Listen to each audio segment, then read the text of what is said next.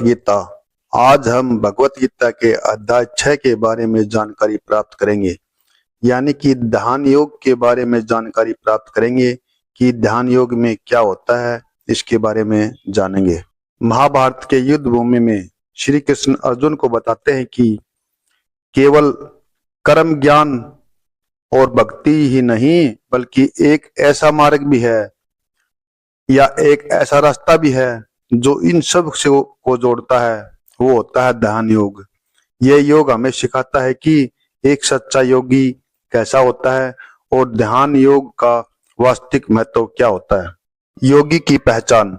सच्चा योगी वो है जो बिना फल की इच्छा से निस्वार्थ भाव से कर्म करता है, अपनी इंद्रियों को बस में रखता है। केवल संन्यास लेना योग नहीं है, बल्कि जीवन से संतुलन बनाना ही योग है। योगी समाज में भागता नहीं है, बल्कि कर्म करता हुआ आत्मज्ञान को प्राप्त करता है। जो बिना फल की इच्छा से कर्म करता है वही सच्चा योगी और सन्यासी होता है।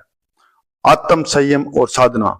एक योगी का जीवन अनुशासित होता है, न अति भोजन, न अति त्याग, न अति सोता है और न ही अति जागता है।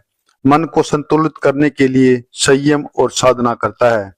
एक योगी ना अत्यधिक सोता है, ना अत्यधिक खाता है और ना अत्यधिक जागता है और ना अत्यधिक उपवास करने की विधि बताते हैं। एकांत में बैठकर कमर को सीधा करके और मन को एक लक्ष्य पर केंद्रित करो। ना कोई आसक्ति, ना द्वेष, केवल आत्मा और परमात्मा का स्मरण करो।